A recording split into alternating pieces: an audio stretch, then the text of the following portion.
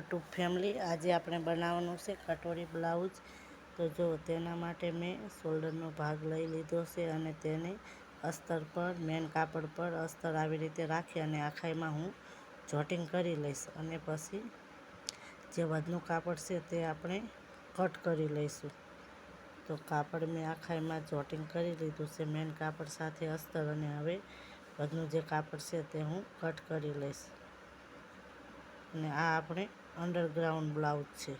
તો હું એક ભાગ તમને બનાવીને બતાવી રહી છું, બીજો ભાગ આવી જ રીતના આપણે બનાવીને તૈયાર કરી લીધો છે।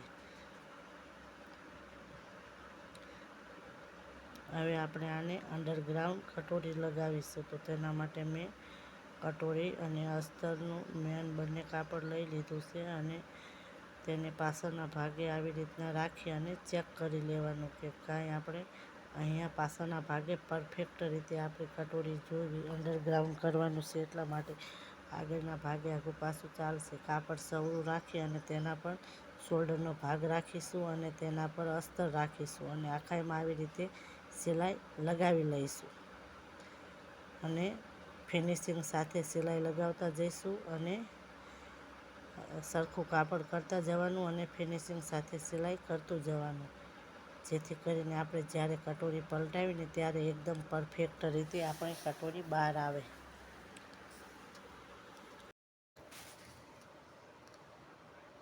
આવી રીતે આખાઈ કટોરીની એન્ડ સુધી આપણે સિલાઈ લગાવી લઈશું અને આવી જ રીતના બીજો પણ ભાગ લઈ લઈશું કટોરીનો।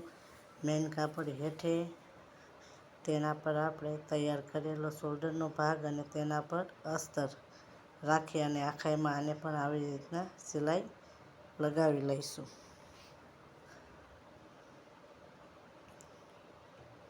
અને કાપડ સરખું કરતું જવાનું અને સિલાઈ લગાવતું જવાનું, ક્યાંય ચપટી આવે નહીં તેનું ખાસ કરીને ધ્યાન રાખવાનું। હવે જો આવી રીતે આપણે પલટાવી તો ત્યારે તમને એમ લાગે કે થોડુંક ખેંચાય છે તો ગોળાઈનો ભાગ છે ત્યાં નાના નાના કટ પણ લગાવી શકો છો। હું કોઈ પણ બ્લાઉઝમાં લગાવતી નથી, પણ આ તમને લગાવીને બતાવી રહી છું। હવે આવી રીતના ખોલીને પલટાવીને પછી તેના પર ધારી સિલાઈ લગાવી લેવી અને તે પણ કાપડ સરખું કરતું જવાનું અને આખાઈમાં ધારી સિલાઈ લગાવી ફિનિશ કર્યા પછી હવે તેને આપણે અસ્તર અને મેન કાપડ બંનેને જોટિંગ કરીશું। તો ત્યાં પણ આપણે એક એક સિલાઈ લગાવી લઈશું અને અસ્તર અને મેન કાપડ બંનેને જોઈન્ટ કરીશું અને જે વધનું કાપડ છે આપણું તે આપણે કટ કરી લઈશું। તો આવી જ રીતના આપણે કટ કરી અને આવું બીજો ભાગ પણ આવી જ રીતના આપણે તૈયાર કરી લેવાનો છે અંડરગ્રાઉન્ડ એકદમ ફિનિશિંગ સાથે। તો આ બીજો ભાગ મેં લઈ લીધો છે અને તેને પણ કટ લગાવી લીધા છે અને તેને પણ હવે આવી રીતના ખોલી અને ફોલ્ડ કરી અને પછી હવે આને રાખી સરખું અને તેના પર ધારી સિલાઈ લગાવતા જઈશું।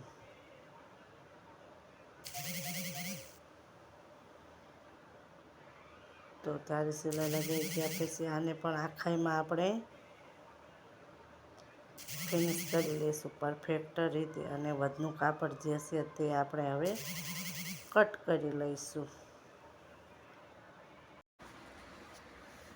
આ જો કટ કરીને આપણો બીજો ભાગ પણ તૈયાર થઈ ગયો છે, તે પણ એકદમ પરફેક્ટ અને ફિનિશિંગ સાથે।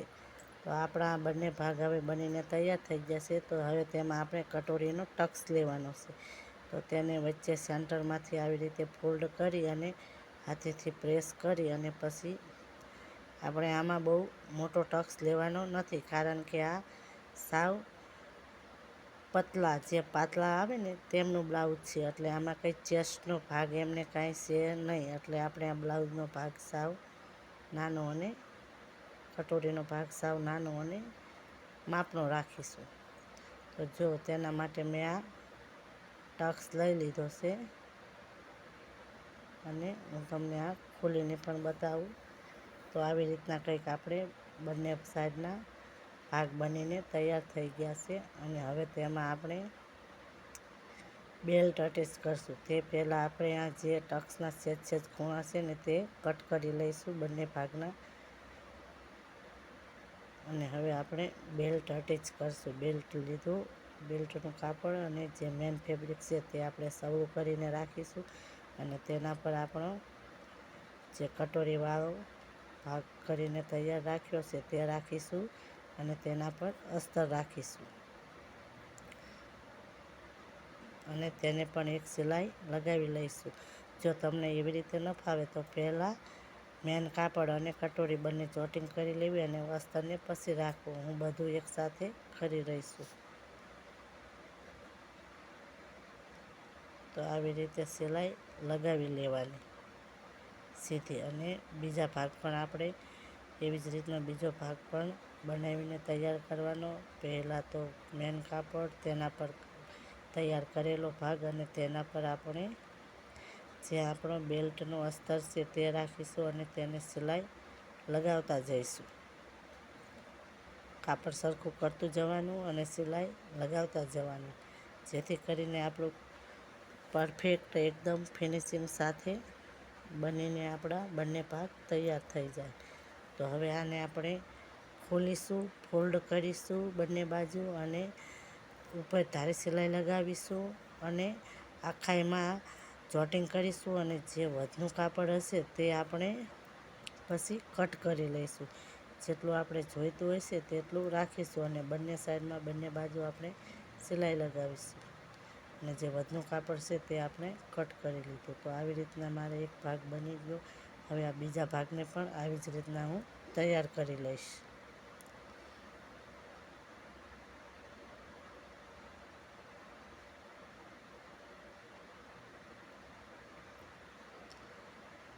તો જો હવે આ બંને ભાગ એક સરખા બનીને તૈયાર છે. જો થોડુંક અહીંયા આપણે વધારે છે તો તે આપણે કટ કરી લેવાનું. બંને ભાગ એક સરખા રાખવાના અને એક આવી નાની એવી પટ્ટી લઈ લેવાની અને તેને એક બાજુ મોડીને સિલાઈ કરી લેવાની. એટલે એ આપણી ગાજ પટ્ટી પર મૂકવાની. તો સવરું કાપડ રાખી અને તેના પર આવી રીતના પટ્ટી મૂકી અને એક સિલાઈ લગાવી લેવાની અને પછી તેને ખોલી અને પછી તેના પર પણ એક ધારી સિલાઈ લગાવી લેવાની. એટલે ફિનિશિંગની આપણી સિલાઈ. અને હવે તેને નીચે ફોલ્ડ કરી અને પછી તેના પર એક સિલાઈ લગાવી લઈશું. એટલે આપણી ગાજ પટ્ટી બનીને એકદમ પરફેક્ટ રીતે તૈયાર થઈ જાય છે. તો આ આપણી ગાજ પટ્ટી છે. હવે આવી જ રીતના આપણે પછી તેના પર બટન પટ્ટી રાખીશું. તો જો અમે તેના માટે કાપડ લઈ લીધું, પટ્ટીને નીચે રાખીશું અને તેના પર કાપડ આપણું તૈયાર કરેલો ભાગ રાખી અને સિલાઈ કરીશું અને તેને ખોલી અને પછી તેના પર ધારી સિલાઈ લગાવશું. પછી તેને પાછી ફોલ્ડ કરીશું અને તેના પર સિલાઈ લગાવીશું. તેના પર આપણે ડબલ સિલાઈ લગાવીશું. એટલે આપણી પરફેક્ટ રીતે આ પટ્ટી તૈયાર થઈ જશે, બટન પટ્ટી. હવે જો આવી રીતના રાખી અને બંને ભાગને સરખા રાખી અને ચેક કરી લેવાના. જો કોઈ આઘો પાછો ભાગ હોય તો ત્યારે જ આપણે સરખો કરી લેવાનો. આ એકદમ ફિનિશિંગ સાથે આપણું અંડરગ્રાઉન્ડ બ્લાઉઝનો ભાગ આગળનો તૈયાર થઈ ગયો છે. હવે આપણે પાછળનો ભાગ લઈશું. તો તેને આપણે કાપડ ઊંધું રાખીએ, ઓલા કાપડ પર આપણે મેન કાપડ રાખી અને આખાઈમાં જોટિંગ કરી લઈશું. કાપડ સરખું કરતા જઈશું અને સિલાઈ લગાવીને આખાઈમાં મેન કાપડ અને અસ્તર બંનેને જોટિંગ કરી લઈશું.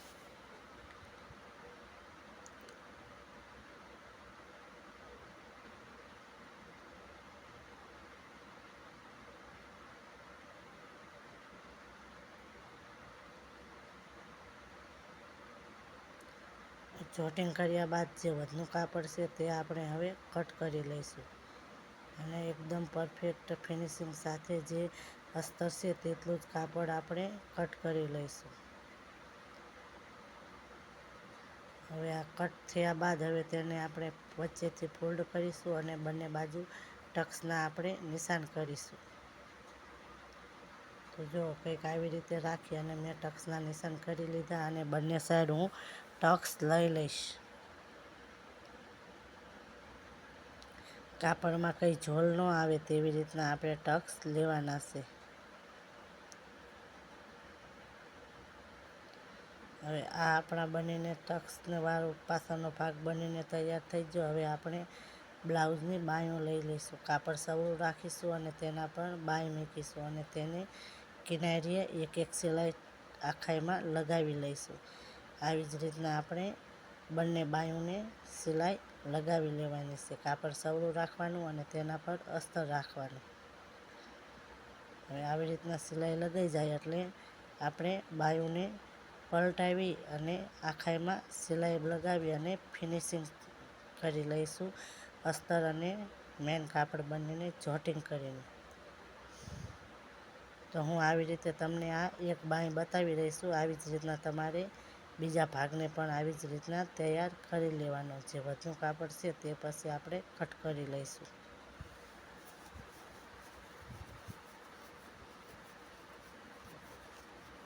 અને આવી રીતના આપણે પાછળ ચેક કરી લેવાનું. વધુ હોય તો તે પછી કટ કરી લેવાનું.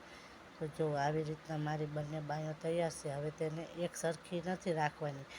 એક બાજુ આ એક બાજુ આવી રીતે રાખી અને થોડુંક ક્રોસમાં નિશાન કરી અને આપણે ત્યાં નિશાન કરી લઈશું અને કટ કરી લઈશું. જે આપણે આ આગળની સાઈડ લગાવવાનું છે ત્યાં આવી રીતના આપણે નિશાન કરી લઈશું, જેથી આપણને યાદ રહે કે આ મારે આગળની સાઈડ લગાવવાનું છે.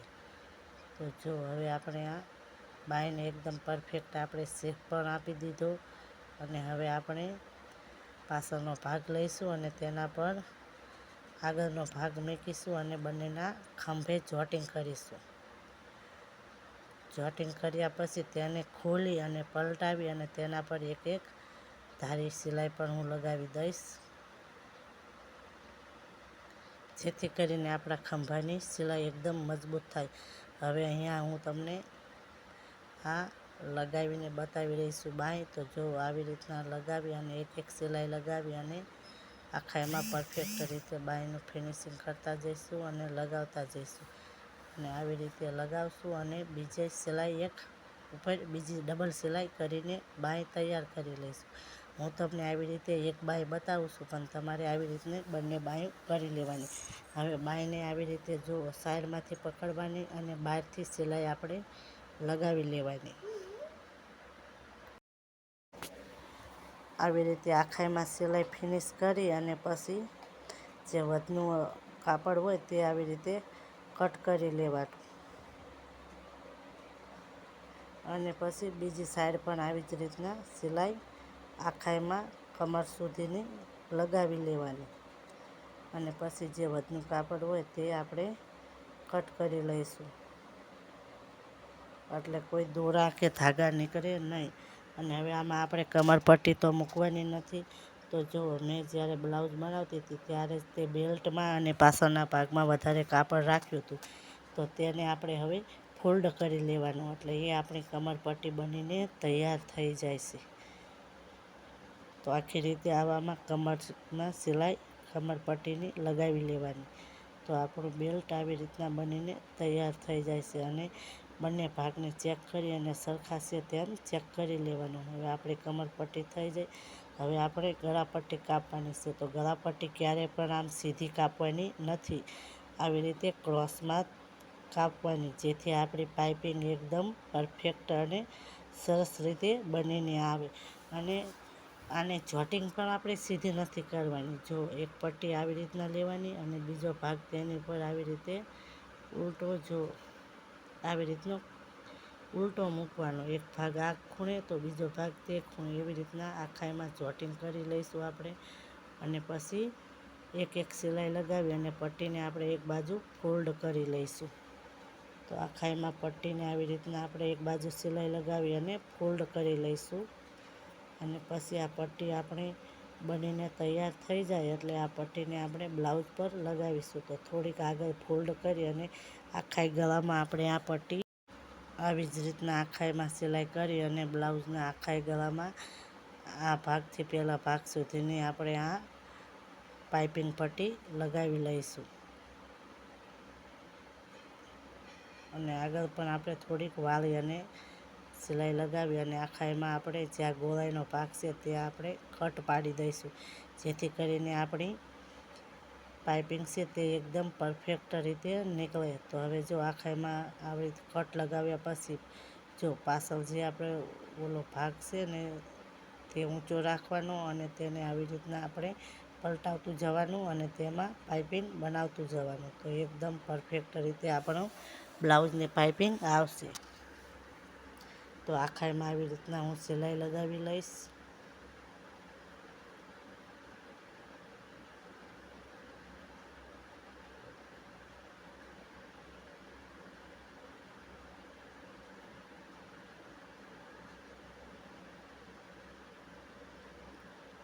જો આવી રીતના કંઈક મારે પાઇપિંગ બનીને તૈયાર થઈ છે એકદમ સરસ રીતે.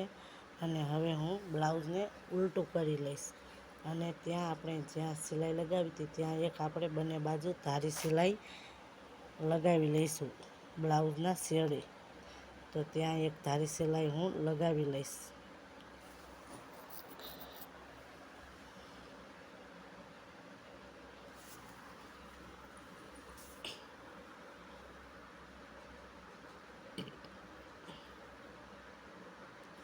અને બીજી સાઈડ પણ આવી જ રીતના ધારી સિલાઈ લગાવી લઈશ.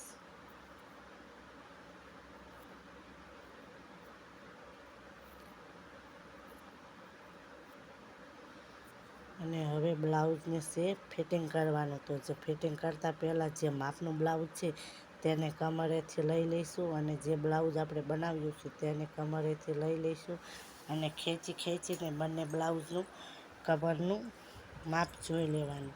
તો આવી રીતે આપણે ખેંચી અને એકદમ પરફેક્ટ રીતે કમરનું માપ જોઈ લઈશું અને જે વધનું નીકળ્યું ને તેમાં આપણે 4 ફોલ્ડ કરવાના છે.